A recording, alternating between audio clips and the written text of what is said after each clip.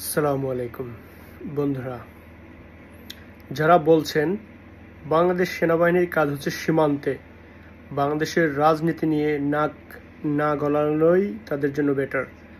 সীমান্তে চলে যান আপনারা। কেন রাজনীতি নিয়ে কথা বলছেন? আপনাদের কাজ নয় আওয়ামী লীগ কি থাকবে কি থাকবে না, আপনাদের কাজ নয় দেশের রাজনীতিতে কারা থাকবে কারা থাকবে না। যারা বলছেন এই কথাগুলি, আপনাদের কাছে আমার প্রশ্ন, সেই রাজনীতিতে যখন 2007 2008 সময়টা তো আমরা দেখেছি, আমরা কিন্তু সেই সেনাবাহিনীকে ডেকে এনেই রাজনীতির দায়িত্বটা তাদের কাছে দিয়েছিলাম।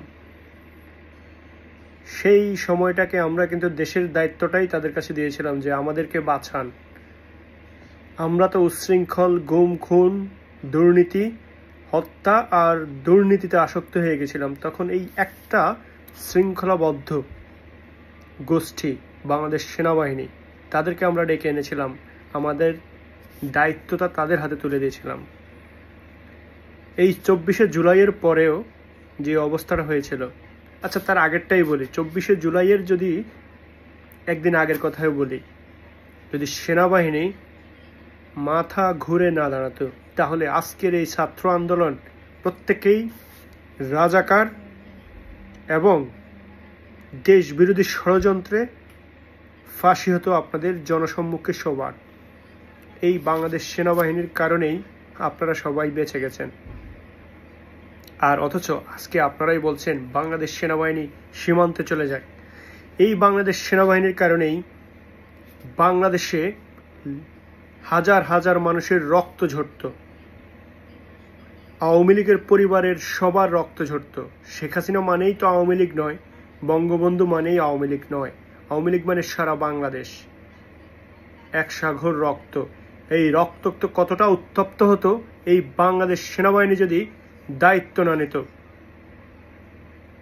এই বাংলাদেশ আওয়ামী লীগের রক্ত বাংলাদেশের প্রত্যেকটা পরিবারে রয়েছে, প্রত্যেকটা পরিবার রয়েছে বাংলাদেশ আওয়ামী লীগের রক্ত। আমি স্বাধীনতার রাজাকার, দেশদ্রোহী ওই বিষয়তে না গিয়ে যদি একজন সাধারণ মানুষ হিসেবে কথা বলতে চাই আপনাদের সাথে, আওয়ামী লীগকে ফাঁসি দিবেন, আওয়ামী লীগকে জেলে নেবেন, কতজনকে নেবেন? আপনার পরিবারের একজন সেই লিস্টে থাকবে। কতজনকে ফাঁকি দিবেন? আজকে লক্ষ লক্ষ টাকা তো বাণিজ্য আপনারাও করছেন, কিছু কিছু মানুষকে আপনারাও বের করে দিচ্ছেন। কোটি কোটি টাকার বাণিজ্য যখন আওয়ামী লীগ নেই, রাজপথে কোটি কোটি টাকার বাণিজ্য কারা দুর্নীতি করছে? কোটি কোটি টাকার ঘুষ বাণিজ্য কারা করছে? দুর্নীতি কারা করতেছে? চাঁদাবাজি কারা করতেছে?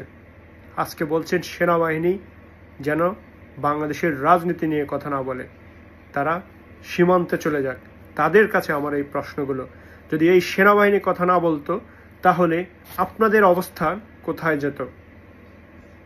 আপনাদের কি মেক সেন্স করে? আজকে যখন আপনাদের পকেট স্বার্থে এই সেনাবাহিনী এসে দাঁড়াচ্ছে, তখন আপনাদের গায়ে লাগতেছে। সেনাবাহিনী যেই গুরুত্বপূর্ণ ভূমিকা অতীতে রেখেছে, ভবিষ্যতেও রাখবে।